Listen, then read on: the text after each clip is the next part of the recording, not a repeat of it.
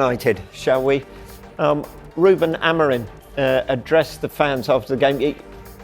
You can tell what makes him a good coach just by that speech, actually, because it was kind of powerful, wasn't it, what he was saying, very honest. He addressed the fans after the game. He told them that the disastrous season is over, the good times are coming.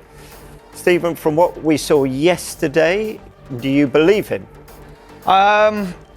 I'm still on the fence, but we're going to have a little look at what they did yesterday and what they did well against Aston Villa. And I think that is all we can look at for now. But I think I understand what he's saying and what he's talking about. I think there's a lot of work to be done. This is an interesting case here because you've got there Ahmed, who's your high winger, and he's in that sort of deeper position. Bruno Fernandes finds himself higher up. So now you've got to get numbers into the box. You've got one player in the box and then you've got one person arriving.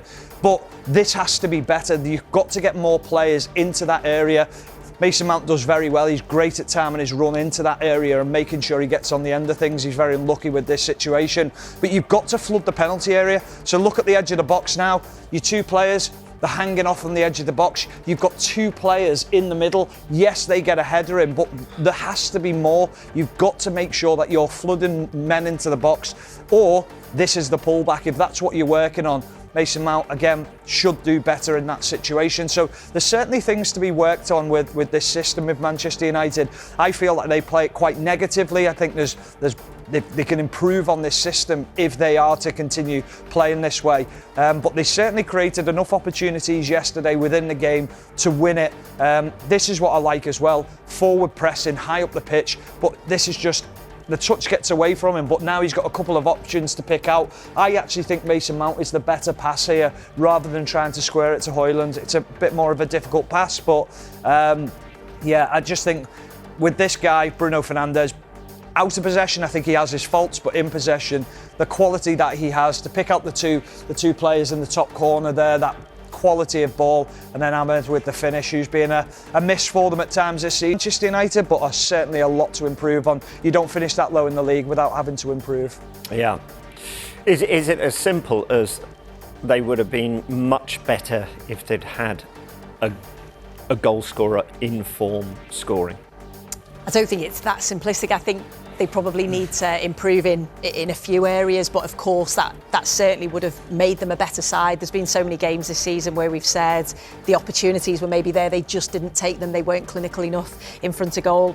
Even yesterday in that first half, I thought they were the better side. They played with the pressure off, created opportunities, just didn't really take those chances. They obviously got the goals in the end, but I do think there's certain areas that Ruben Amorim needs to strengthen to play the way that he wants to play. So it's going to be more difficult now without Champions League football. They're going to have to offload to bring in the players that he wants to bring in. So yeah, it makes it that little bit more difficult. But of course, if you had a top quality goal scorer that was clinical, I'm sure they would have been in a better position. Well, let's pick up on that because there's now a bigger hole in their budget post the Europa League final. Yeah. Bruno Fernandes has sort of come out and going, well, if they want the money, I'll go. Do you think he will? What else will this summer hold? Yeah, I think this is a really interesting one with Bruno Fernandes because from an attacking point of view, he's been the best player, he's been the most creative, he's been outstanding on the ball. But does he almost let Manchester United down in the system, in the way that they play? Because tactically he switches off at times out of possession. I think if you're an opposition player or an opposition manager, you can look at Bruno and think his pressing's not great, or you can get beyond him, you can run off the back of him. So from that stance, I'm a bit torn as to where you are with Bruno, but can they afford to lose someone of his quality? You talked there about would they be better off with a striker? Where would they be without him? What would that Manchester United look like now without him? That's real danger. So it's a real tricky situation for United because yes, they need to raise capital, but what do you raise it for? Because who's going to replace that? It's going to cost you a lot of money to replace that quality. But then again, when I go back to that, do you buy someone for the system that will create a better foundation, harder to play against, but also more suitable to that centre midfield role or higher up wherever he plays? So I wouldn't sell him if I was Man United, because I don't think you can afford to sell him because of the quality that he's got. I think if it was me personally and I was the manager, I'd play him higher up the pitch and give him less responsibility. I don't think that centre midfield position in a 2 suits him at all. Okay, Newcastle lose their... For Man United, the breaking news is here, guys. It's a story I've been telling you since April. Then, 1 week ago, Monday, last week, I told you that Mateus Cunha was going to accept Manchester United. Mateus Cunha was going to say yes to Manchester United project, regardless of what happened in Europa League. With Tottenham, Man United lost, but the situation remains the same.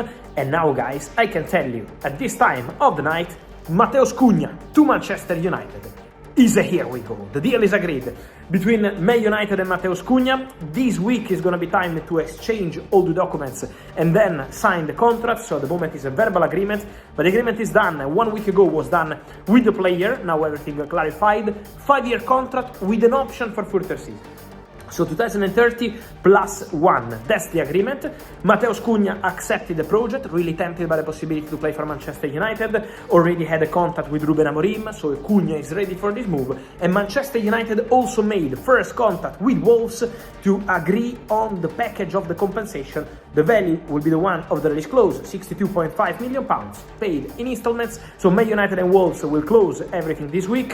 Cunha already said yes to every single detail of the proposal. This week we will enter into the formal steps, and then Mateus Cunha will become the first signing of the summer transfer window for Manchester United. So an important story. Cunha is gonna be a Man United player. Not surprising if you're following the channel, if you're following all the latest, but important to mention that today Cunha will be a Manchester United player. Then, guys, we are entering into crucial days also for Liverpool, an important week, because in the next hours, Monday, Tuesday, Liverpool and Bayer Leverkusen will be in direct contact again as they did on Saturday. Then Sunday, Liverpool focused on the title celebration at Anfield, of course, but from Monday, again, club to club talks, the official bid formal is coming, so everything is ready to advance on the Florian Wirtz deal between Liverpool and Bayer Leverkusen. You know, the agreement is done with the player. I have tons of messages from Liverpool fans asking me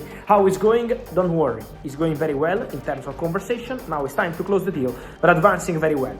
A story I released on Sunday morning, also Milos Kerkez, because Frimpong is here we go to Liverpool, 35 million euros release clause.